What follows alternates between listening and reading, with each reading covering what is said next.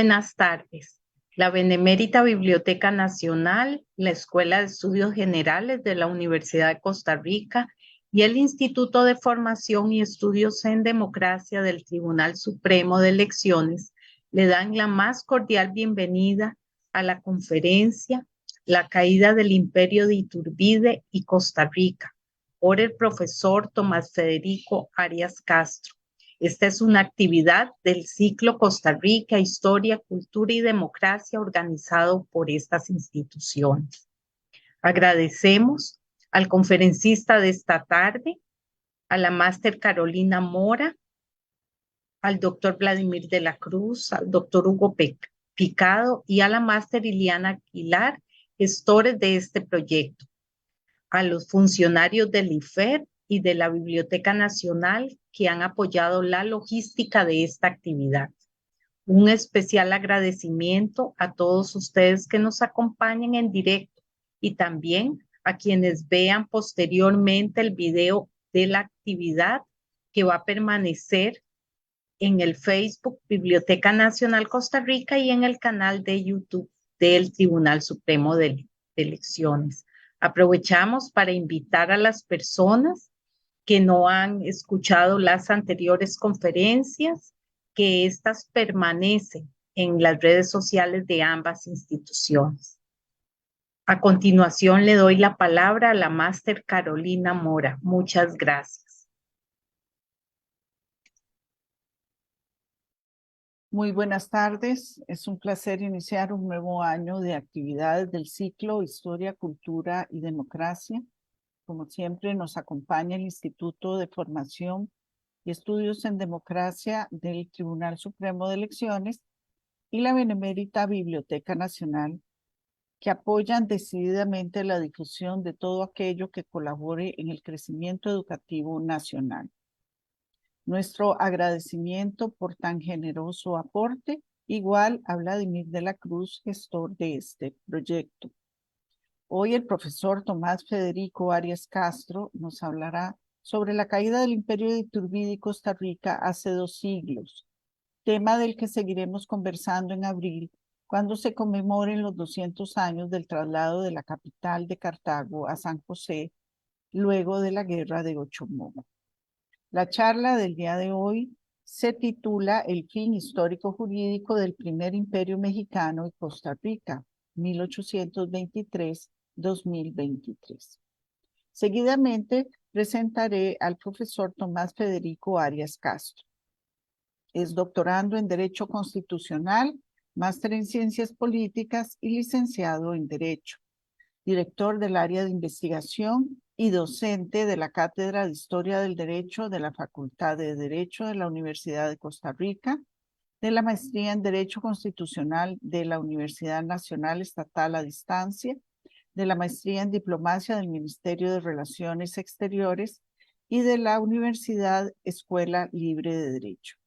Presidente de la Editorial Costa Rica, en representación de la Universidad de Costa Rica, presidente de la Academia Costarricense de Ciencias Genealógicas, integrante de la Comisión Nacional de Conmemoraciones Históricas, académico de número de la Academia Morista Costarricense, coordinador de la Comisión de Historia del Colegio de Abogados, integrante de la Asociación de Genealogía e Historia de Costa Rica.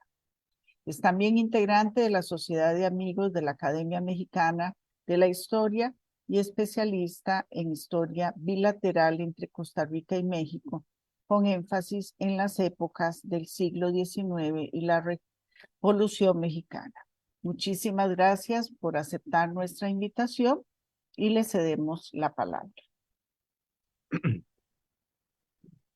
Muy buenas tardes, señora Laura Rodríguez, directora de la Biblioteca Nacional, señora Iliana Aguilar, del Instituto para el Fomento y de Estudios en Democracia del Tribunal Supremo de Elecciones, señora Carolina Mora, y finalmente y muy especialmente a todas y todas las personas que nos hacen el honor de acompañarnos hoy en esta importante actividad de inicio de este ciclo de conferencias tan valiosas que han emprendido estas tres instituciones para darle verdadero realce y valía a este tema tan importante que tenemos los costarricenses como nuestra cultura histórica.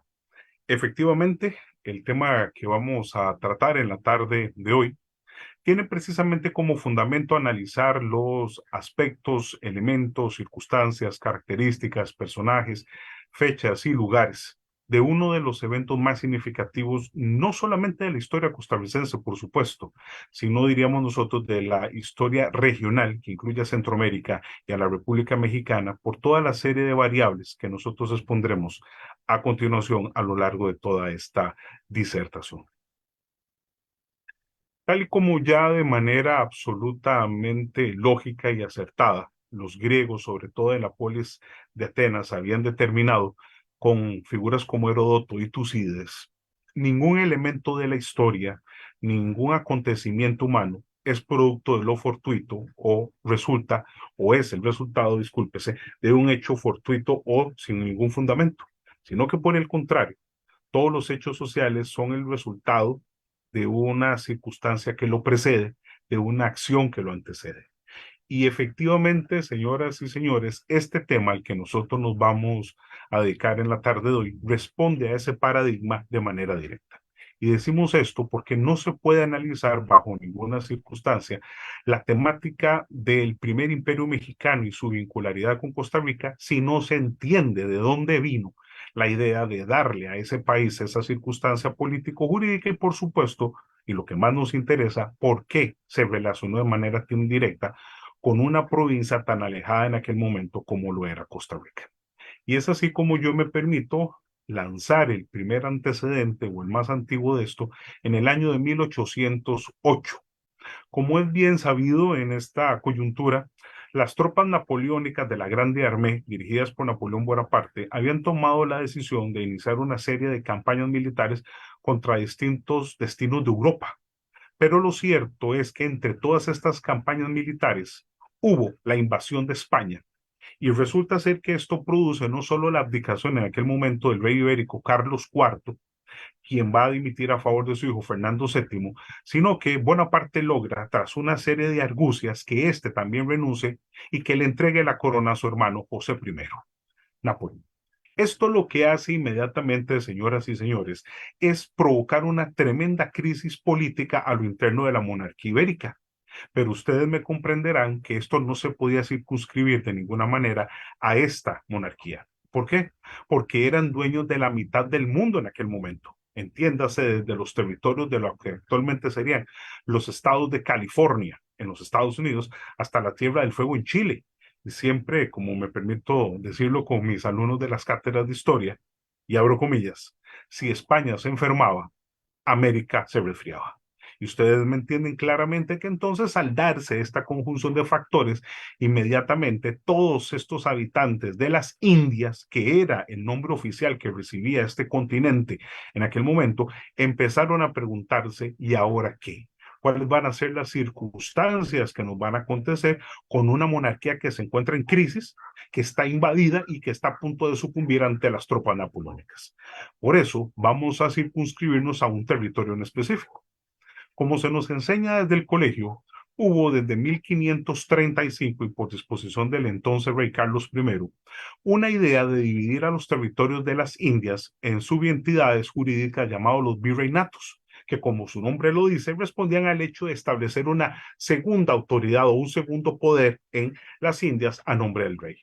Nos interesa el fundado en 1535 con el nombre de Virreinato de la Nueva España, nombre que se había dado precisamente por recomendación del conquistador Hernán Cortés, quien había logrado que el ejército azteca mexica, comandado por Cuauhtémoc, sucumbiera en 1521 en la antigua ciudad de Tenochtitlan, que luego se convertirá, siempre por influjo de Cortés, en la actual Ciudad de México.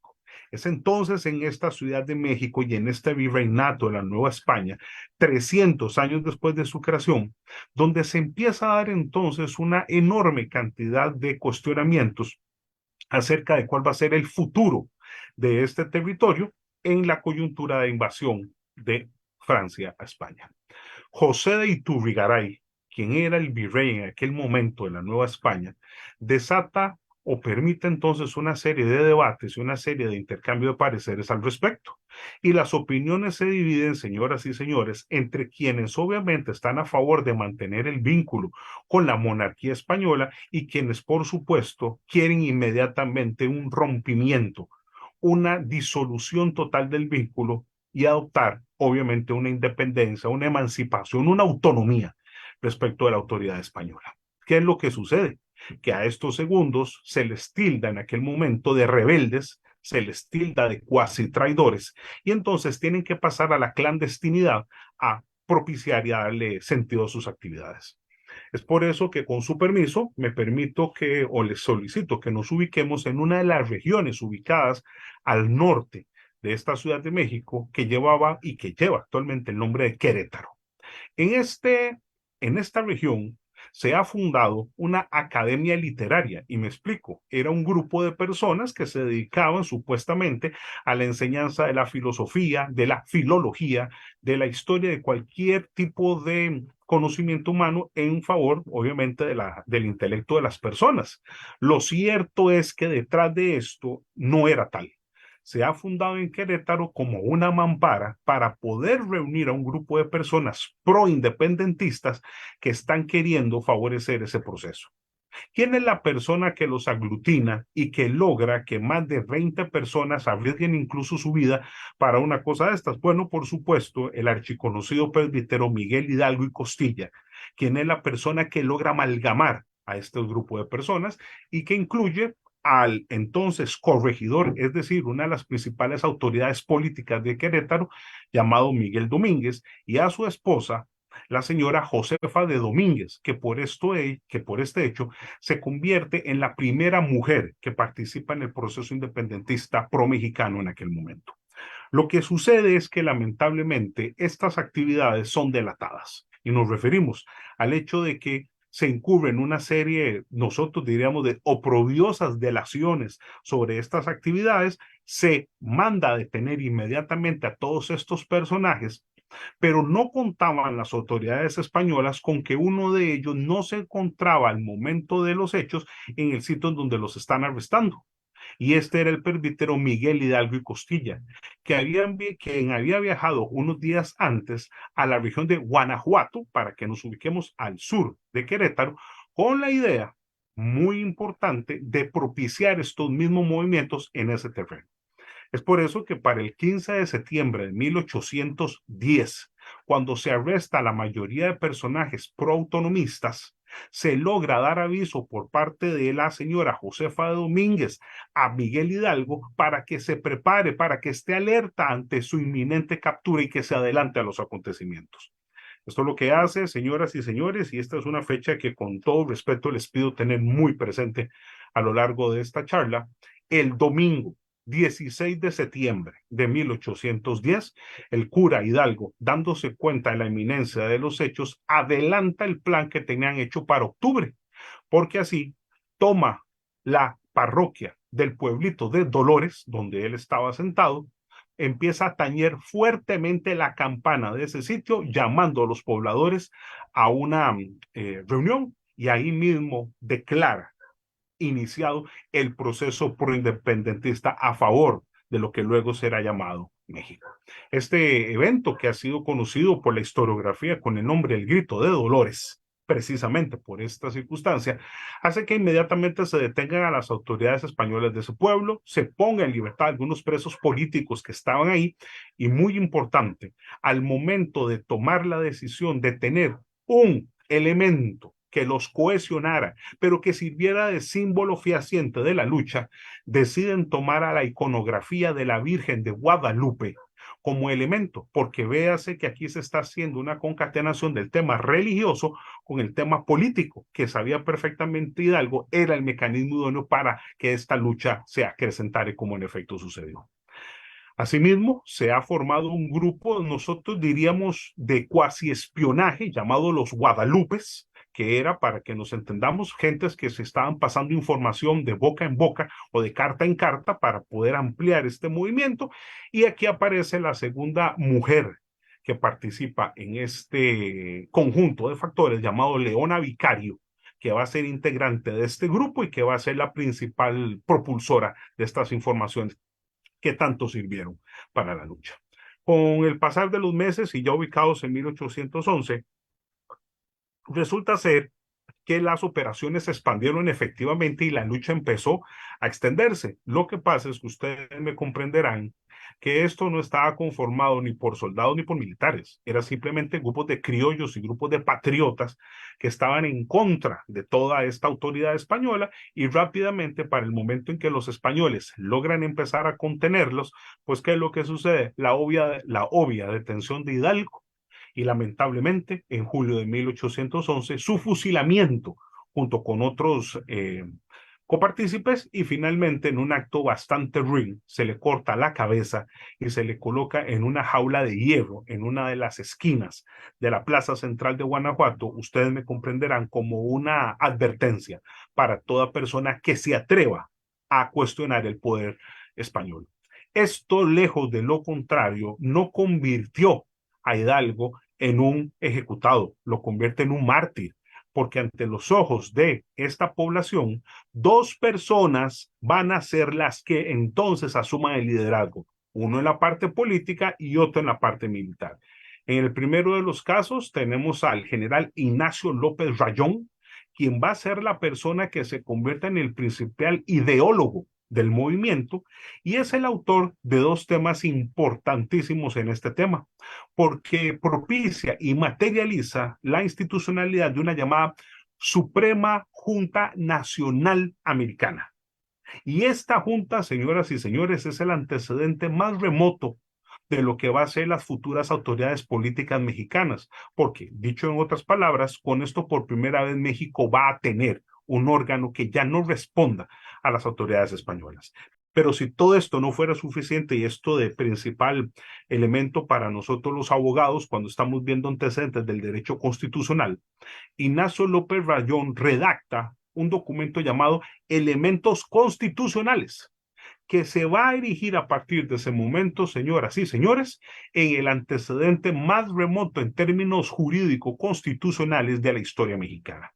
Ya con estos dos factores ideológicos, toca hablar de la parte militar. Hidalgo tenía un ascendente tremendo entre la población mexicana por su condición de sacerdote, y se entendió que tenía que ser otro presbítero el que lo sucediera, y es ampliamente conocido hasta el momento en que precisamente José María Morelos y Pavón se va a convertir en la segunda autoridad militar del movimiento independentista. Con esto suceden cuatro circunstancias. Morelos entiende que la lucha no solamente debe ser militar, sino que también debe ser política, y es quien propone por primera vez en la historia que se nombre a un congreso en la historia de México. ¿Cómo se va a llamar esta entidad? Congreso de la Náhuac. Ese nombre que hacía alusión a un apelativo mexica, náhuatl, que hablaba de la gran tierra de los aztecas en la época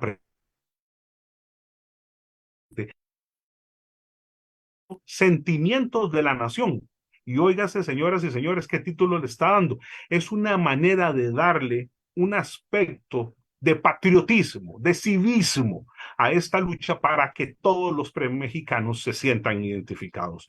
Y si todo esto no fuera suficiente, Morelos ya para 1813 es el redactor de lo que en historia jurídica se conoce, y abro comillas, como la Acta Solemne de la Independencia de la América Septentrional. Con esto tienen ustedes el documento por el que se establece la ruptura del nexo que había estado con España. Pero Morelos sabe, y sin ser abogado, que falta un detalle todavía más. México necesita algo más que lo ocasione. ¿Y qué es lo que sucede? Va a solicitar a promulgar y a desarrollar a lo interno del Congreso del Anáhuac el famoso Decreto Constitucional para la Libertad de la América Mexicana. Con esto, o en este último documento, tienen ustedes el primer antecedente constitucional de la historia de ese país, y como ustedes me comprenderán, la amalgama, la concatenación de todos estos elementos nos da una idea muy clara de que la lucha no iba a ser solo militar, sino que se le había dado todo un raigambre jurídico constitucional para que tuviera la legitimidad del caso para el futuro. Con el paso del tiempo, la lucha siguió ampliándose a estados como Oaxaca, a estados como, perdón, disculpen, a regiones como Oaxaca, como Chiapas, como Puebla, como Tlaxcala, Nayarit.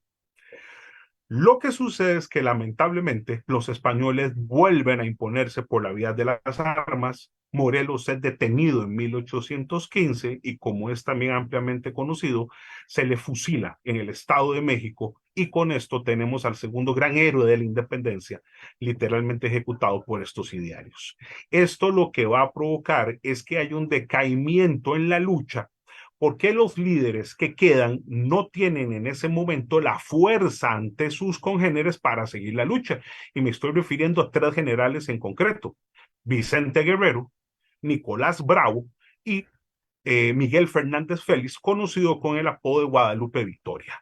Lo que pasa es que estos individuos siguen con la lucha, pero al no tener, repito, esa fuerza moral y esa fuerza cívica, el movimiento tiende a decaer a partir de 1816, al 17, al 18 y ya para el 19.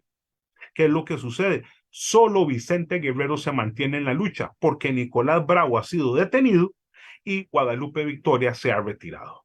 Es entonces en este momento cuando las autoridades españolas, decididas a aplastar el último resquicio rebelde, toman una idea que va a cambiar el rumbo de la historia para México, y yo digo, incluso para lo que luego será Costa Rica. Resulta ser que el virrey español en aquel momento, Francisco Javier Venegas, toma la decisión de nombrar a un coronel de su ejército para que se dirija a donde está Vicente Guerrero, repito, el último que estaba en lucha, y lo capture y, si es necesario, lo fusile. ¿Quién es esta persona, señoras y señores, a quien le van a asignar ese trabajo tan peculiar? Bueno, nada más y nada menos que al coronel en aquel momento, Agustín Cosme de Iturbide y Aramburu. Este individuo, que era de una de las principales familias de lo que era la región de Valladolid, en aquel momento mexicana, actual estado de Morelia, y que había cursado toda su vida distintos cargos militares, se dirige efectivamente hacia el encuentro con Morelos, pero se da cuenta de un detalle muy, muy interesante. Tras estarlo persiguiendo por varios días y varias semanas, se da cuenta que la población en general está a favor de Guerrero, tiene la idea de apoyarlo y no está dispuesto ni a entregarlo ni a traicionarlo. Y con algo más grave todavía, se da cuenta que eso no solo en una región, a cualquier región a la que se dirigía, contaba con el apoyo de la población, y empieza a darse cuenta de una realidad evidente. Es cuestión de tiempo para que la autoridad española caiga ante una idea que lo único que está necesitando es un líder que vuelva a aglutinar a la población. Y es así, como ustedes me comprenderán, que Iturbide toma una de esas decisiones que marcan toda una vida. Porque resulta ser que, comprendiendo que es inminente la derrota de los españoles tarde o temprano ante la población mexicana, decide dejar de luchar con Guerrero y propiciar un avenimiento con su persona. Esto finalmente se va a conjugar en febrero de 1821 en lo que la historiografía conoce como el Abrazo de Acatempan.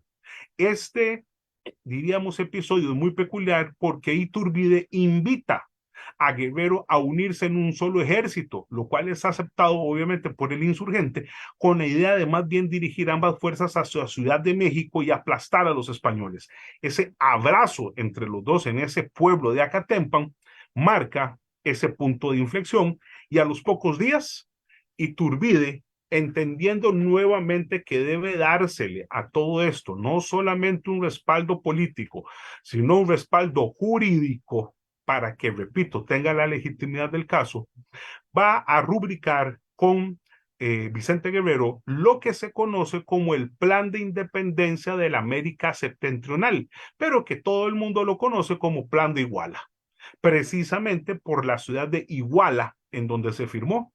Y, señoras y señores, ¿cuáles son los 5 aspectos imprescindibles que se solicitan en aquel momento, o disculpen, que se contextualizan en ese momento para ese plan de Iguala? Número 1, si se logra ganar, se declarará la independencia total de la región mexicana. Y eso inmediatamente será seguido, y ustedes me entenderán por qué hago el énfasis, de la instauración de un imperio mexicano. Dos, inmediatamente se va a crear un llamado ejército trigarante. Es la otra manera de decir compuesto de 3 garantías. ¿Y cuáles son esas? Libertad, independencia y unión. Número 3, se va a instaurar inmediatamente, se ganase este proyecto, una junta superior gubernativa que va a ejercer el cargo de manera interina hasta que se decida cuál va a ser la nueva realidad de las cosas. 4, se va a instalar un consejo de regencia. ¿Qué es esto? Un órgano que vaya a gobernar a México junto con la Junta a nombre del futuro rey que vayan a tener los mexicanos. Y si todo esto no fuera suficiente, la que para el suscrito es la más importante, se va a redactar una primera constitución política mexicana para darle, como ustedes me comprenderán, todo ese raigambre de legitimidad normativa que necesitaba precisamente este proyecto. Inmediatamente Guerrero e Iturbide firman este pacto o este plan de Iguala. Guerrero toma una de esas decisiones, señoras y señores, que yo diría que se salen de lo militar, de lo jurídico, de lo político y tiene una naturaleza absolutamente histórica, porque entendiendo que se necesita enarbolar un estandarte o un símbolo que aglutine de nuevo a la lucha, ha propiciado que un sastre, Magdaleno Ocampo, se ponga a la actividad de tejer una bandera que vaya a conjugar la lucha. Y es por eso que este sastre, por sugerencia de Iturbide, escoge 3 colores para hacer eso. Toma el color blanco y lo asocia al tema de la religión y de la paz que quiere que se dé en ese momento por parte de la lucha que está liderando junto con Guerrero. Número 2, escoge el color rojo como símbolo de la sangre que se ha derramado en la lucha y de la sangre que va necesariamente a tener que unir a los mexicanos si logran el proyecto, y lo más importante, según las propias palabras de Iturbide, retomando la decisión que Miguel Hidalgo había hecho en 1810, toma el color verde del manto de la Virgen de Guadalupe y lo une a los 3 colores, y con eso tienen ustedes el origen de la bandera mexicana en 1821. Pero, y este pero con mucho énfasis, para el momento en que esta bandera está por terminarse, Iturbide toma la decisión de llevar a cabo una idea que ya José María Morelos había proyectado cuando estaba en vida, y era rescatar el pasado azteca, el pasado indígena, el pasado aborigen de México, porque recordemos que se necesitaba darle todo un sentido histórico a la lucha. Y es así, repito, como Morelos lo había proyectado, pero Iturbide lo materializa, que se colocará en el centro de esa bandera a un águila comiéndose a una serpiente encima de un nopal, y esto sobre una piedra, que era precisamente la iconografía clásica de los aztecas que habían tenido en 1325 cuando fundan la ciudad de Tenochtitlán como símbolo de esa historia. Así que ustedes me comprenderán que ya con toda esta iconografía se inicia ahora es una lucha frontal de las tropas proindependentistas contra los españoles. ¿Y qué es lo que sucede?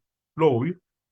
Para agosto de 1821, es decir, 6 meses después de la firma del Plan de Iguala, en el estado o en la región de Veracruz hay un pueblo que se llama Córdoba.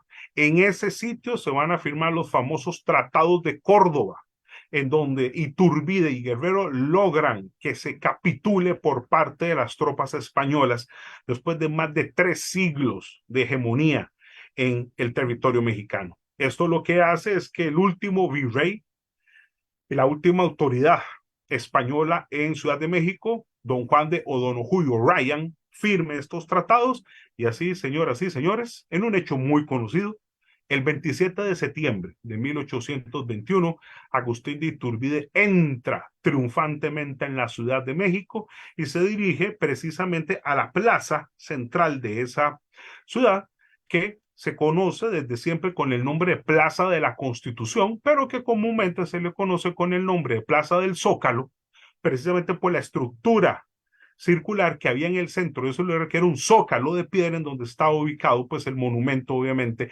al rey Carlos IV con el que se había hecho esa plaza, y luego ese nombre se mantendrá hasta el futuro. Con esto, al día siguiente, el 28 de septiembre, pasan los tres elementos que vamos a enumerar a continuación. México rompe por ese momento histórico toda vincularidad y nexo con España. Número 2, recordando el plan de Iguala, se instala la Junta Superior Gubernativa y el Consejo de Regencia. Recordemos, las dos autoridades, pero el que más me interesa, el número 3, tienen ustedes al 28 de septiembre como el punto de partida del ahora llamado Primer Imperio Mexicano. Con esto, ahora sí, tenemos el punto de inicio de esta circunstancia político-jurídica. Bueno, este que es el antecedente entonces de lo que nosotros hemos tratado de contextualizar de una manera muy sucinta para que se entienda cuál era el elemento que lo precedía, nos lleva al otro gran elemento. ¿Cuál era la otra entidad que conformaba, junto con la región mexicana, al virreinato de la Nueva España? Bueno, lo que en historiografía se conoce con el nombre de Reino de Guatemala. Y quiero explicarme. Los reinos, lejos de lo que podemos entender hoy en día como una monarquía, no lo eran en la época española. El reino era un nombre que se le daba a una región dentro de un virreinato para que fuera cogobernada, obviamente, por el virrey en primer lugar y por el rey en segundo lugar. Y así, este reino de Guatemala, cuya capital, por supuesto, ustedes me entenderán, está en la actual ciudad de Guatemala, anteriormente llamada Santiago de los Caballeros, que era lo que sucedía. Tenía una triple autoridad: autoridad jurídica, autoridad política y autoridad militar. ¿Sobre qué? Sobre un territorio, señoras y señores, que abarcaba desde lo que usted conoce actualmente como la región de Chiapas en México, hasta, y qué gusto me da decirlo, y estoy seguro que ustedes compartirán conmigo, a la llamada provincia de la Nueva Cartago y la Costa Rica. Este nombre de nuestra tierra, que es el primero oficialmente instituido desde 1540 y que abarcaba no hasta la frontera que usted y yo conocemos, sino que hasta la ciudad de David en Panamá y hasta la región de Bocas del Toro también en Panamá. Esta circunscripción ístmica es la que tiene o la que abarcaba ese reino de Guatemala. ¿Por qué nos interesa esto, señoras y señores? Porque resulta ser que, con su permiso, les pido que volvamos a la situación española. Recordarán que España está siendo invadida por los franceses, está sumida en una conquista. Pues resulta ser que los españoles, entre muchos de los eventos que hicieron para oponerse a esto, formaron un grupo, una especie de guerra de guerrillas conocida como juntas. Esto, para que ustedes me comprendan, eran grupúsculos, obviamente, que se daban en toda la región española para tratar de atacar a los franceses, no de manera frontal, porque los franceses eran el mejor ejército del mundo en aquel momento, sino, repito, de una manera subversiva, para tratar de hacerles daño de alguna manera. Pero esto no era suficiente. Estos españoles entendieron que la lucha también tenía que ser política y jurídica. Es por eso que van a convocar a una llamada Junta Suprema Central en el único punto de España que no había caído en manos francesas y que se conoce con el nombre de Cádiz. En ese sitio se toma una de estas decisiones que ustedes me comprenderán que vuelve a marcar nuevos derroteros.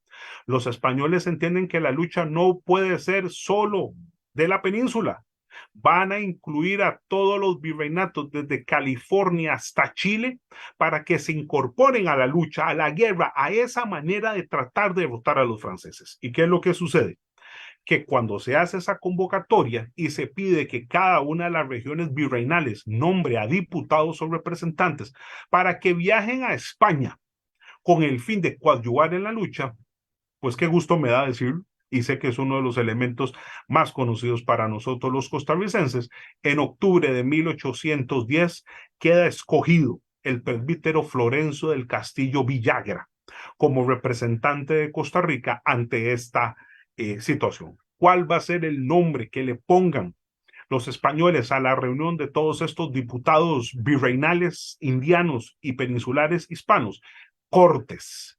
Y véase que hago el énfasis en plural, Cortes, porque en España Ese es el nombre que se le da a una asamblea legislativa, a un congreso o a una entidad parlamentaria. Pues bueno, don Florencio, nuestro gran don Florencio del Castillo, viaja efectivamente a Cádiz, se incorpora a toda la lucha política y jurídica que se está dando ahí, y producto de eso, señores, el 19 de marzo de 1812 se emite la pionera Constitución Política de la Monarquía Española, también llamada Constitución de Cádiz, en la cual, por supuesto, don Florencio es uno de los 184 firmantes.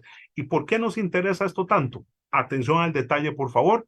Primera Constitución de España, primera Constitución de las Indias y, lo más importante, primera Constitución política de la historia costarricense. Aquí es donde se empiezan a amalgamar todas esas influencias del liberalismo constitucional y el positivismo jurídico en nuestra tierra. ¿Y qué es lo que sucede?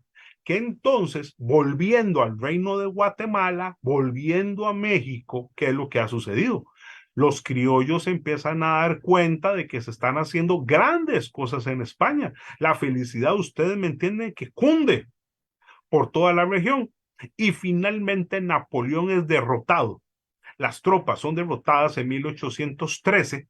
Tengo que aclarar aquí el punto, no por una circunstancia de hegemonía militar, sino por las circunstancias más bien que se le presentan a Napoleón de tener que enfrentarse a los ejércitos rusos en las campañas que hace contra el zar Alejandro II, y por eso saca a sus tropas de España para trasladarse hacia allá. ¿Y qué es lo que sucede?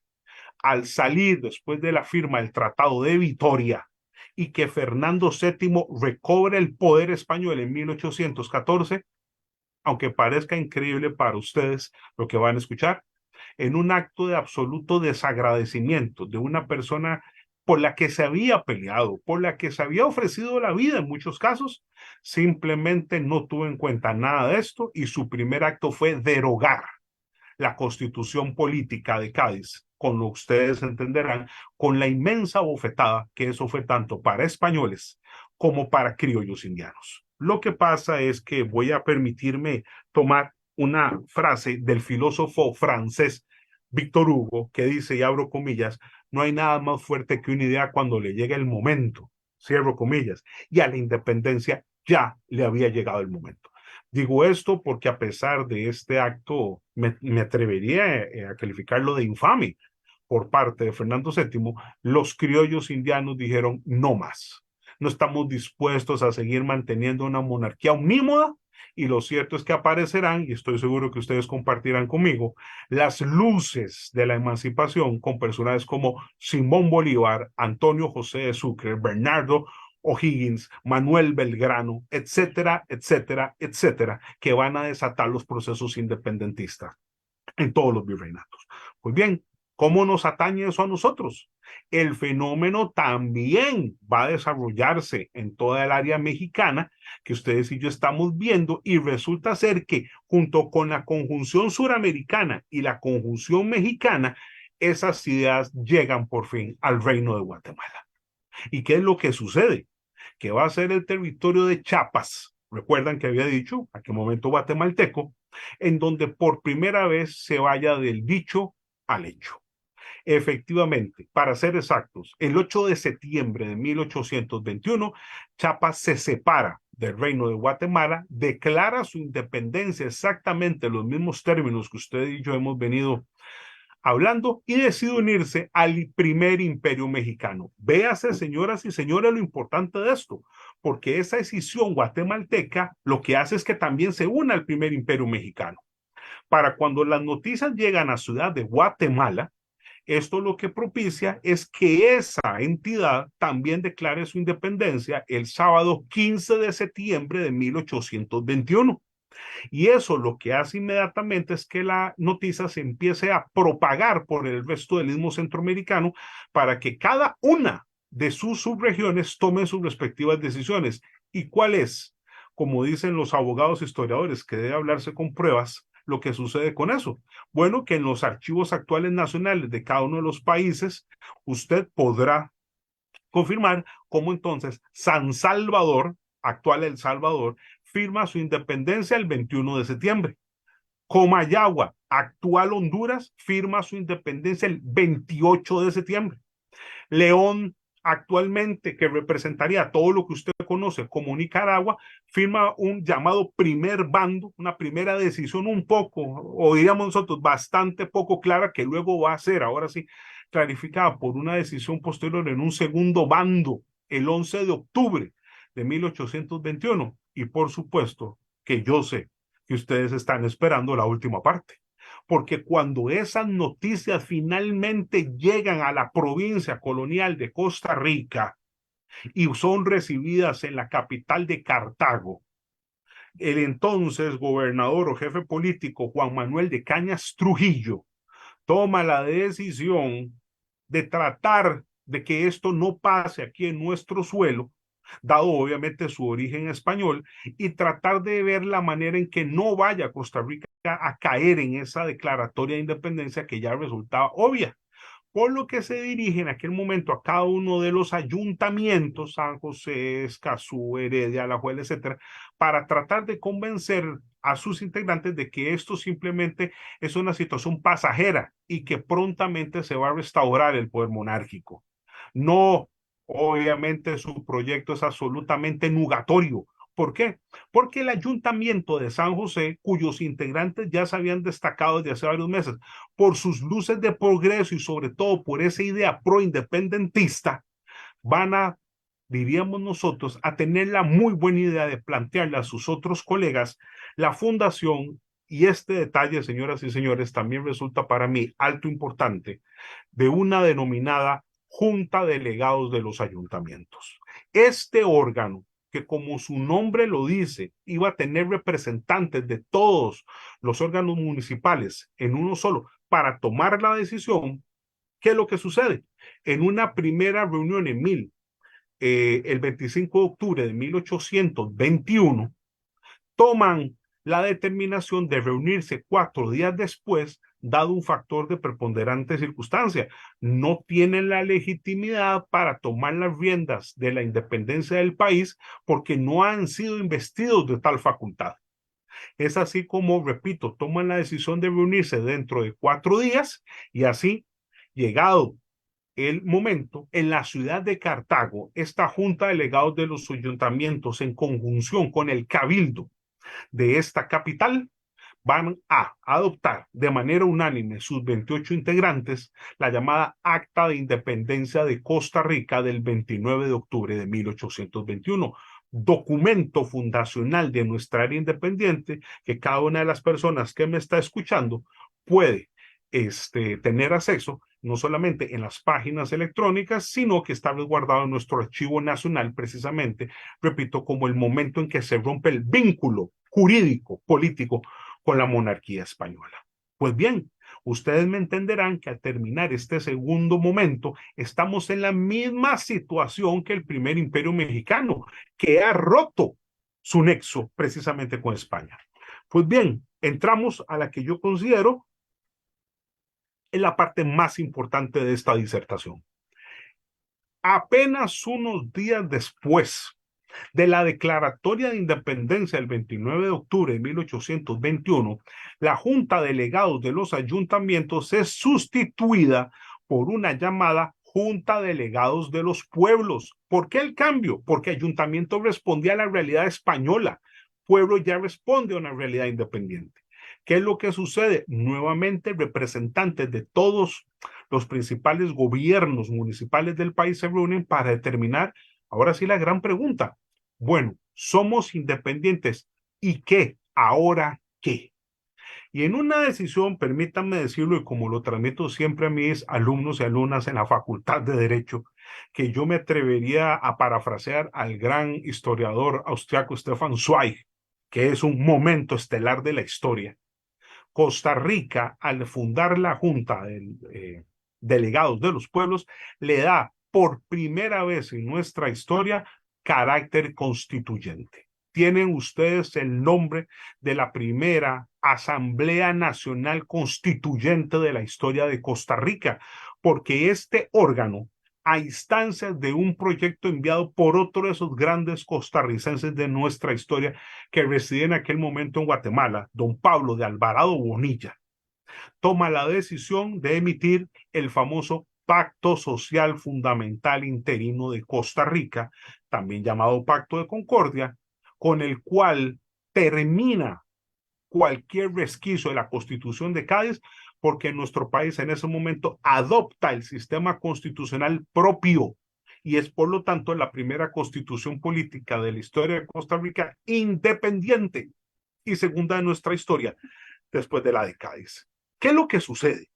Que esta constitución, véase que yo dije una palabra, Pacto Social Fundamental Interino. ¿Por qué se le da esto? Porque en términos jurídicos se iba a darle ese carácter de temporalidad hasta tomar la decisión definitiva, decisión que se decidió pasar para el año entrante. Esto lo digo porque la Junta de Delegados de los Pueblos termina o fenece sus trabajos el 1 de diciembre de 1821, cuando el Pacto de Concordia entra en vigencia, momento en que sucedía por una Junta Nacional que va a estar vigente un mes, y el 5 de enero de 1822, véase que ya llegamos a este año, va a ser sustituida por una junta electoral que asume carácter de Asamblea Nacional Constituyente, o sea, la segunda de nuestra historia. Y señoras y señores, esta junta es la que reforma el contenido del Pacto de Concordia, y en una fecha que yo también pido que se tenga muy presente en esta charla, el 5 de enero de 1822, nuestras autoridades deciden la incorporación de Costa Rica al primer imperio mexicano. Como usted, que me hace a mí el honor de escucharme, me entenderá, este es el momento, el punto exacto de conjunción político-jurídica entre Costa Rica y México a partir de esta coyuntura.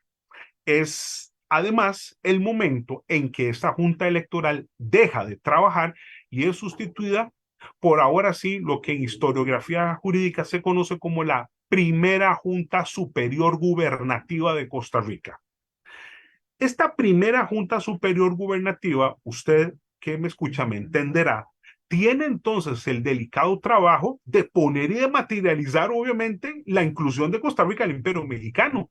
¿Y cuál es la primera decisión, señoras y señores, que va a tomar este organismo?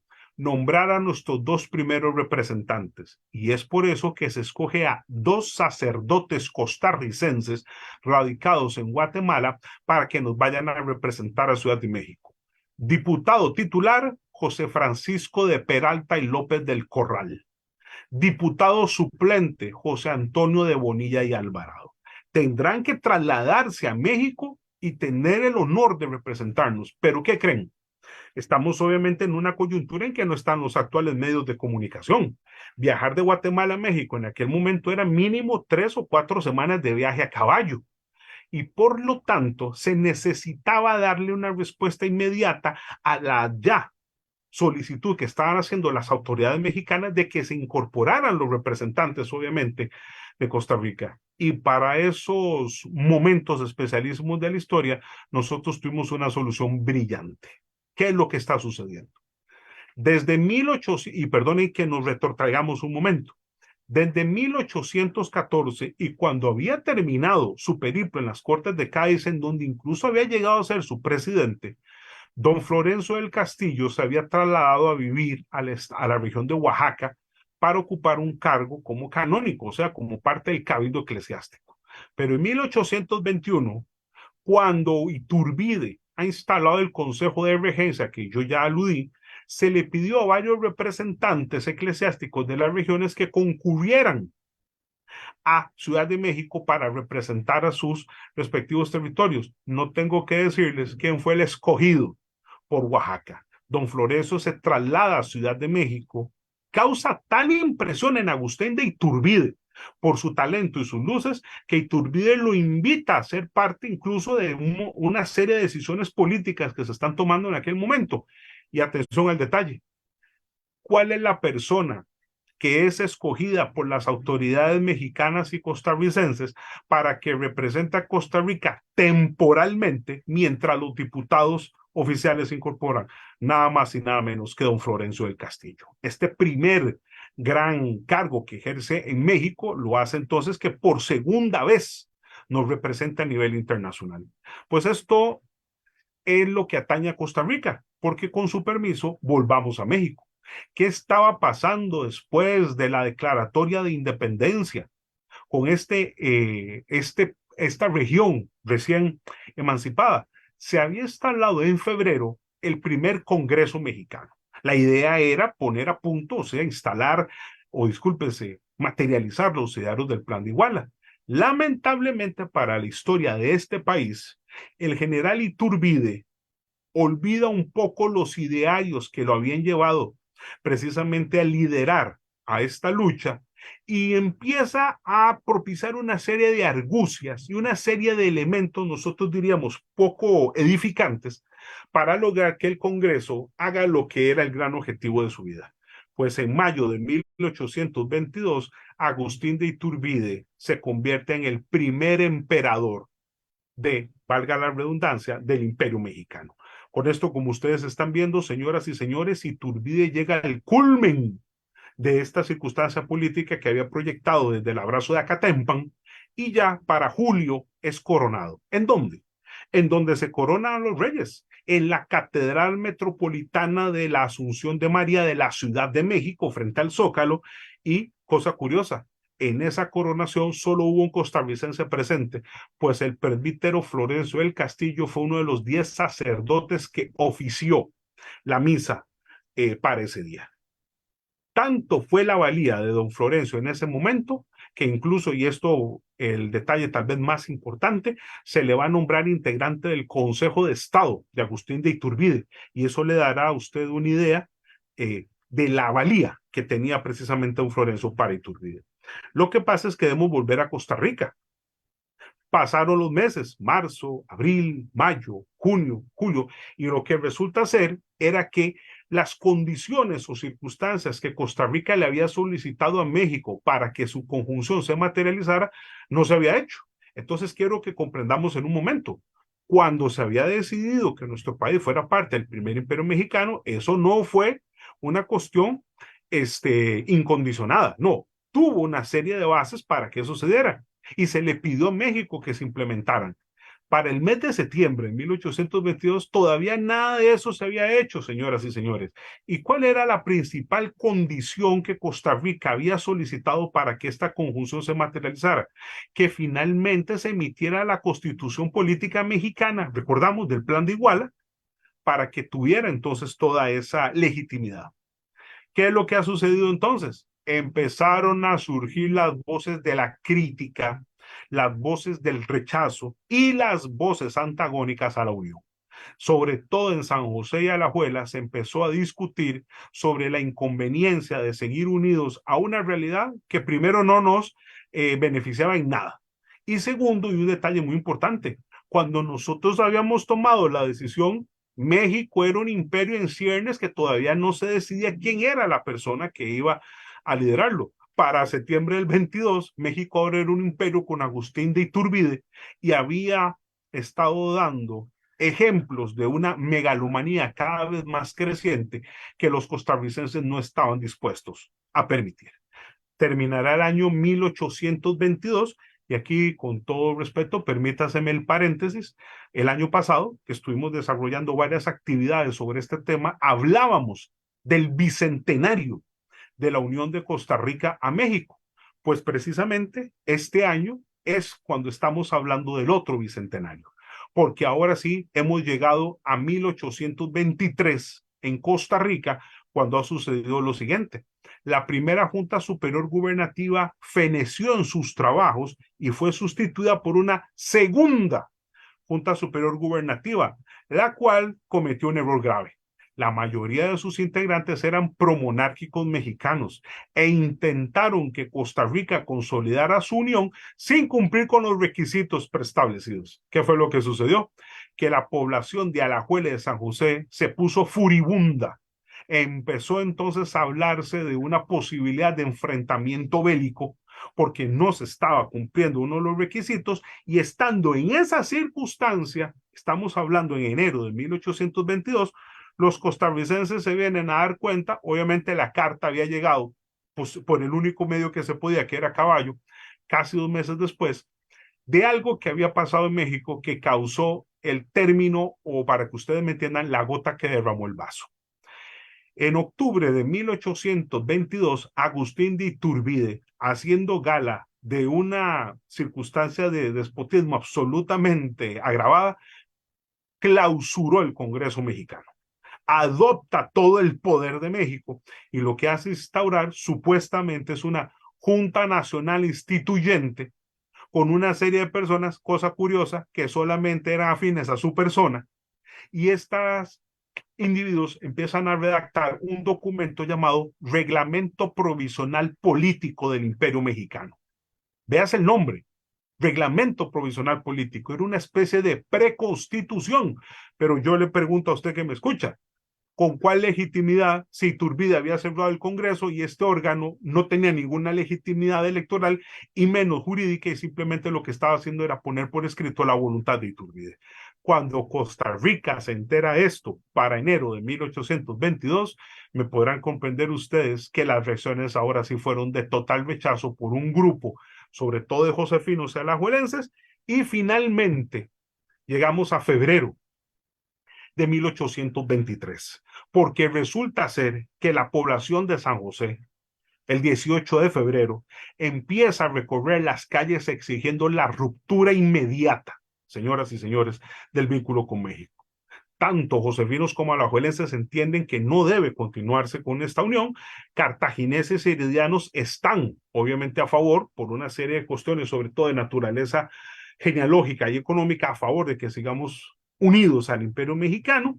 Y véase que esto que yo estoy hablando hace 200 años exactos, en febrero de 1823, conlleva a que el mes siguiente, en marzo, se tome otra decisión pionera.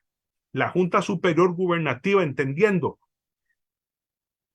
que el escenario político no aguanta otra mala decisión, va a convocar, para ser exactos, el 3 de marzo, al primer Congreso Provincial de Costa Rica. Veas el nombre, Congreso Provincial de Costa Rica, para aglutinar a los representantes de todos los pueblos, ahora sí, de manera legislativa, para tomar una decisión. ¿Y cuál creen que es el punto principal de las elucubraciones y decisiones? Derogatoria o mantenimiento del vínculo con México. Y para ser exactos, después de 5 días de discusiones, en la fecha que yo solicito con todo respeto que tengamos también muy presente, el 8 de marzo de 1823, se rompe el vínculo jurídico político al derogarse la decisión del 5 de enero de 1822 y precisamente con eso se da pues origen a esta circunstancia de los 200 años del rompimiento histórico jurídico que tuvo precisamente Costa Rica con México. Esto lo que desató de inmediato, como ustedes me entenderán, fueron dos factores: la realidad costarricense y la realidad mexicana. ¿Por qué digo esto? Porque si nos devolvemos a México, había sido tal el desorden y el abuso de Iturbide en el ejercicio de poder que incluso sus anteriores generales se soliviantaron. Para que parezca increíble, recordamos a Vicente Guerrero, a Nicolás Bravo y a Guadalupe Victoria. Bueno, pues se agrega ahora otro general llamado Antonio López de Santana y los 4 se rebelan contra Iturbide por su ejercicio autoritario del poder en un documento que en historia se conoce como el Plan de Casamata. Y finalmente Iturbide se da cuenta que ya es insostenible su mantenimiento en la autoridad y decide, atención al detalle, cerrar la Junta Nacional Instituyente, volver a convocar al Congreso que él mismo había cerrado. Y atención a este detalle, renunciar, o es decir, abdicar al primer imperio mexicano en una fecha histórica del 19 de marzo de 1823, momento en que tras 14 meses, además, me permito agregar, señoras y señores, las nuevas autoridades mexicanas deciden que no solo Iturbide, sino que debe eliminarse al imperio mexicano, pues no es la figura que la mayoría de la población quiere. Y vean lo que son las coincidencias de la vida. Exactamente en esa misma fecha del 19 de marzo de 1823, los costarricenses derogan el Pacto de Concordia que nos había unido con México y lo van a sustituir con lo que en historia jurídica llamamos el primer estatuto político de la provincia de Costa Rica, que sería nuestra tercera constitución política. ¿Y qué sucede? Que al tomar esa decisión concomitante entre estos dos pueblos, Y véase qué curioso, en una misma fecha, sin que los dos sepan lo que está pasando en cada una de sus realidades, se termina ya no solo la parte histórica, sino la parte jurídica del primer imperio para mexicanos y para costarricenses. Cualquiera podría creer que esto llevó a la paz y que esto entonces provocó que hubiera armonía. Todo lo contrario. Los resentimientos quedaron muy a flor de piel, sobre todo entre los perdedores, y esto lo que va a hacer es que lamentablemente, señores, apenas 8 días después, véase una semana y un poco después, se desata en Costa Rica lo que nuestra historiografía conoce como la Guerra de Ochomogo, que como ustedes saben es nuestra primera guerra civil, pero asimismo nuestro primer golpe de Estado, porque los imperialistas pro-mexicanos, es decir, Cartago y Heredia, se van a levantar en armas contra los pro-republicanos de San José y Alajuela y atestan un golpe de Estado contra la entidad que estaba gobernando en aquel momento, que conocemos con el nombre de Diputación de Costa Rica. ¿Y qué es lo que sucede? San José y Alajuela deciden que van a dar la lucha, van a ser liderados por el ínclito y eximio personaje costarricense don Gregorio José Ramírez Castro, y finalmente el 5 de abril de 1823, en lo que se conoce como la Batalla de las Lagunas en el Alto de Ochomogo, San José de Alajuela vencen a las tropas cartaginesas y heredianas, y con eso finalmente termina esta guerra civil. Atención al detalle, por favor, y me voy a permitir narrar en esto al gran historiador Ricardo Fernández Guardia. En una guerra fratricida entre hermanos costarricenses para ser parte de México o no ser parte, cuando ya el imperio mexicano había desaparecido. Véase qué ironía más grande. Y murieron 20 costarricenses por una lucha que no tenía ningún sentido, pero que lamentablemente por el tipo de comunicaciones que no existían en aquella época nos fuimos enterando hasta después. Al producirse este golpe de Estado, se derogó ese primer estatuto político y se pone en vigencia el segundo estatuto político de la provincia de Costa Rica, que sería nuestra cuarta constitución. Y atención a este detalle, que lo citaba ahora doña Carolina al principio de esta charla, en lo que propicia entonces que la capital sea trasladada desde la ciudad de Cartago a la ciudad de San José en mayo de 1823, y que con eso se termine de conjugar, y yo diría de consolidar, esa idea absolutamente autonomista y obviamente antiimperialista que se tenía en aquel momento. ¿Cómo podemos darle entonces fin a toda esta temática que hemos tratado? Pues con un tema que yo estoy seguro que ustedes compartirán conmigo, que es del todo interesantísimo. Porque resulta ser que una vez terminados estos dos procesos jurídico-políticos en ambas naciones, México toma la decisión de convertirse en una república federal en la misma tesitura o en el mismo organigrama jurídico de lo que dispone la Constitución Política de los Estados Unidos. Y Costa Rica también entra a formar parte de un ente parecido llamado la República Federal de Centroamérica, porque se entendió que eran los nuevos modelos que podían permear a esas regiones. Lo que sucedió es que México permanece hasta el día de hoy como un ente federal, pero Costa Rica en 1838 rompe, gracias a la visionaria decisión del futuro jefe de Estado, Braulio Carrillo Colina, con esa realidad, y en 1848, como es ampliamente sabido, asumiremos la condición jurídica de república. Pero, y ese pero es muy importante, resulta ser que para 1830, don Florencio del Castillo permanecía como aquel costarricense que, habiendo vivido todo esto que usted ha escuchado, ahora era el director del Instituto de Ciencias y Artes de Oaxaca.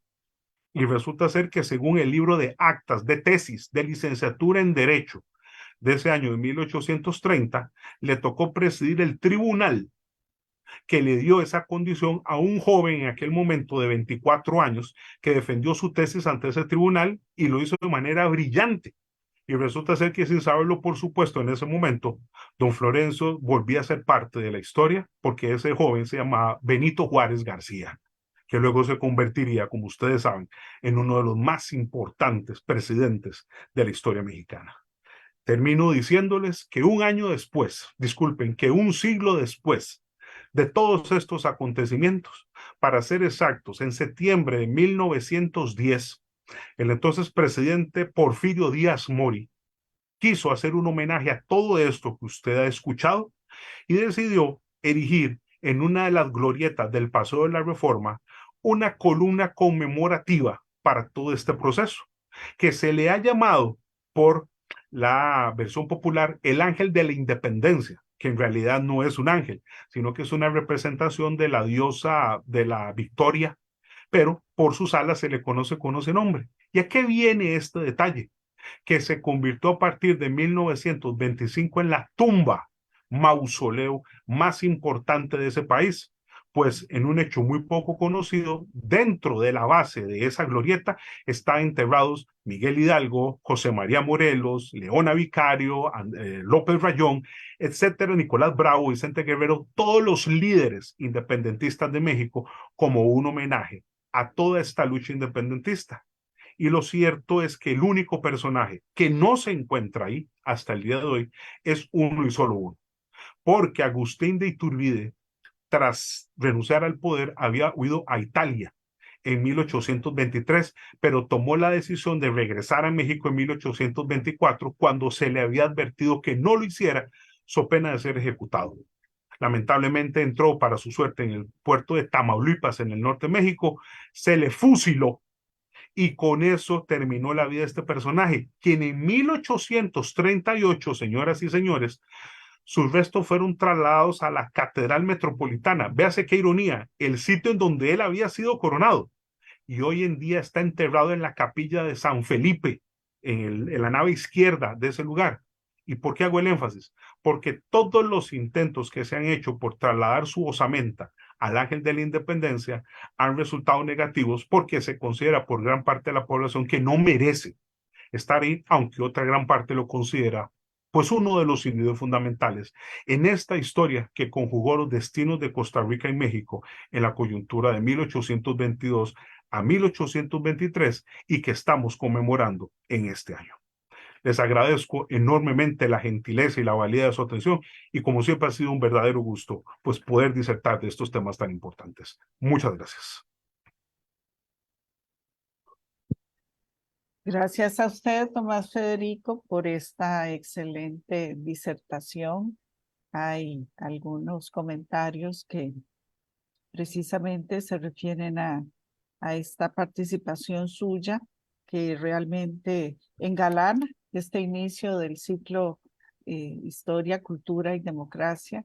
De verdad le agradecemos profundamente que se haya tomado su tiempo para ofrecernos esta maravillosa charla, que estoy Te segura agradecemos. que todos los que la estamos oyendo, los que la oirán posteriormente, tendrán muy en cuenta por esa enorme cantidad de datos y la seriedad con la que usted ha tratado este tema tan interesante, del que estoy absolutamente seguro muy pocas personas conocen en nuestro país, por razones que no viene al caso comentar. Bueno, le voy a leer algunos de los comentarios. BSA Consultores, expositor de lujo, el profesor Arias Castro, un saludo cordial. Francisco Rodríguez dice, muy interesante exposición. Lanzas Carlos, excelente maestro. Arias, ABM Mora, excelente expositor. Y Efraín Esquivel Garita, excelente expositor, claro y conciso. No hubo nada que no quedara absolutamente claro en en esta maravillosa hora que usted nos ha ilustrado, sobre todo esa maravilla de conjunción que hacen la relación entre Costa Rica y México, que evidentemente ha existido y que nosotros poco conocemos, poco valoramos también, y que nos ha quedado hoy más clara que nunca. Le agradecemos mucho su participación y los invitamos a que continúen escuchando las charlas del ciclo Historia, Cultura y Democracia. La siguiente será el 13 de marzo. Quedan cordialmente invitados, y a revisar en el canal de YouTube del Tribunal Supremo de Elecciones esta charla, y mañana en el Facebook Live de la Biblioteca Nacional. Buenas tardes. Muchas gracias. Buenas tardes.